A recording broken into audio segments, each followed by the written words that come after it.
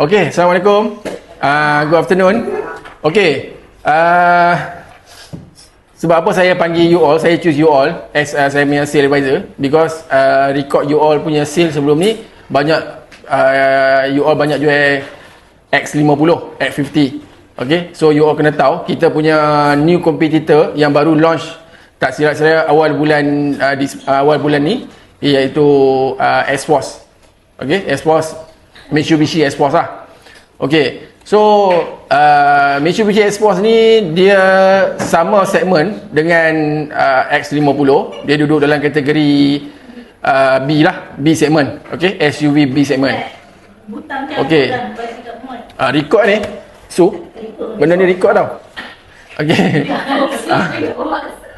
Okay, so you all kena tahu lah apa dia punya objektif kita punya training ni. So you all kena tahu, kena tahu apa yang ada dekat Air Force ni, apa kelebihan dia, why customer choose X50 compare with S-Force ni. Okay, so kita nak identify dia punya strong reason lah to buy all new Proton X50 ni, and then kita kena highlight reason tu kenapa dia perlu beli X50 daripada beli S-Force. Okay, ada yang itu tak record. Hari ni kita ni saya panggil sekali lagi lah. Okay, okay, so kita nak improve kita punya sales pitching skill kita tu.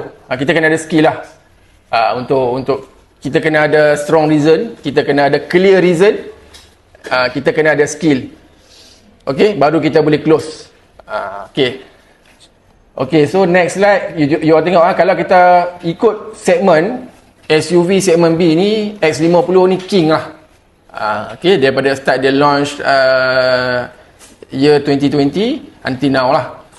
Okay, dekat sini dia punya king product dia, kita kena apa yang benda yang kita kena highlight kan, kita punya engine, kita punya gearbox, okay, performance, okay, kita ada low fuel consumption kan, kita ada auto park assist apa tu lah, untuk model, untuk variant flagship. So kita punya voice command pun boleh translate dalam bahasa Melayu. Okay, alright. Okay, nombor tu you all tengok dekat sini, dia punya king of service ni.